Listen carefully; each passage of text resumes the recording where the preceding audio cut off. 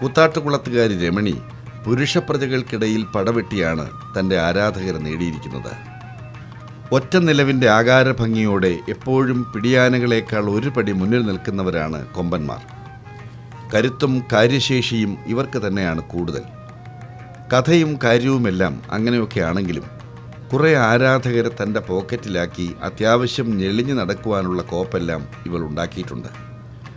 അമീർ ഖാനും സൽമാൻ ഖാനും സെയ്ഫ് അലി ഖാനും സാക്ഷാൽ അമിതാഭ് ബച്ചനും മകൻ അഭിഷേക് ബച്ചനുമെല്ലാം വെട്ടിത്തിളങ്ങുന്ന ബോളിവുഡിൽ ഐശ്വര്യ റോയ് ഇപ്പോഴും തിളങ്ങി നിൽക്കുന്നില്ലേ?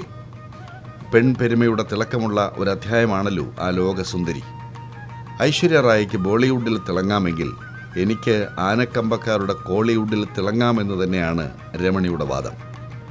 വ്യവസായിയായ സണ്ണി വർഗീസിൻ്റെ പ്രിയപ്പെട്ട ആനയാണ് രമണി.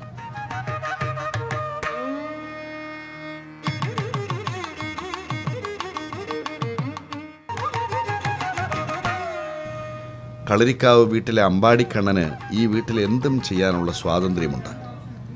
ആരാധന മൂത്താൽ ഇങ്ങനെയും ചില കുഴപ്പങ്ങളുണ്ട്.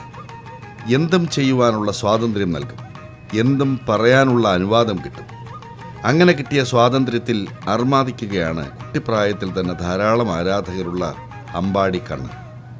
നിധിനും അച്ഛൻ പ്രകാശിനും മാത്രമല്ല, വീട്ടിലെ മറ്റംഗങ്ങളായ ആടിനുമെല്ലാം ഇവൻ പ്രിയപ്പെട്ടവനാണ്.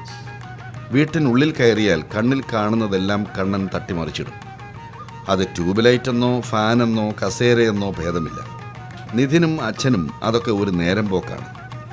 തൃശ്ശൂർ ജില്ലയിലെ ഗുരുവായൂരിനടുത്താണ് ഇവൻ്റെ കളരിക്കൽ വീട്. ആനപ്രേമിയായ പ്രകാശ് അമ്പാടിക്കണ്ണനെ ഊട്ടുവാൻ തയ്യാറായിട്ടാണ് ഇരിപ്പ്. കണ്ടില്ലേ, കൂട്ടിന് ആടുമുണ്ട്. രണ്ടുപേരും നല്ല സഹകരണത്തോടെയാണ് നിൽപ്പ്. ഇപ്പോൾ കുട്ടിയാനയാണ് കണ്ണൻ. ഇവൻ ഇനിയും ഉയരും. ഇപ്പോൾ തന്നെ അല്പം പ്രയാസപ്പെട്ടാണ് അകത്ത് കയറലും ഇറങ്ങലുമെല്ലാം. കണ്ണൻ അറിയുന്നില്ല അവൻ വളരുന്നത്, എന്നാൽ വീട്ടുകാർ അറിയുന്നുണ്ട്.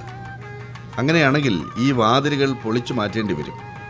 കണ്ണന് വേണ്ടി വേണമെങ്കിൽ അതും ചെയ്യും ഈ വീട്ടുകാർ. നോക്കണേ, ആരാധനയും സ്നേഹവും സഞ്ചരിക്കുന്ന വഴികൾ എത്ര സുന്ദരമാണെന്ന്. ഏത് കൊലകൊമ്പനെയും ഒറ്റ നോട്ടത്തിൽ വരുതിയിലാക്കുവാൻ കഴിയുന്ന ആനപരിപാലകരുണ്ട്. വെറും പാപ്പാന്മാരല്ല ഇവർ. ഗുരുജി അനന്തപത്മനാഭൻ എന്ന ഈ ബീഹാറിയെ സ്നേഹവും ശാസനയും കൊണ്ട് നിലയ്ക്ക് നിർത്തുകയാണ് ഇയാൾ.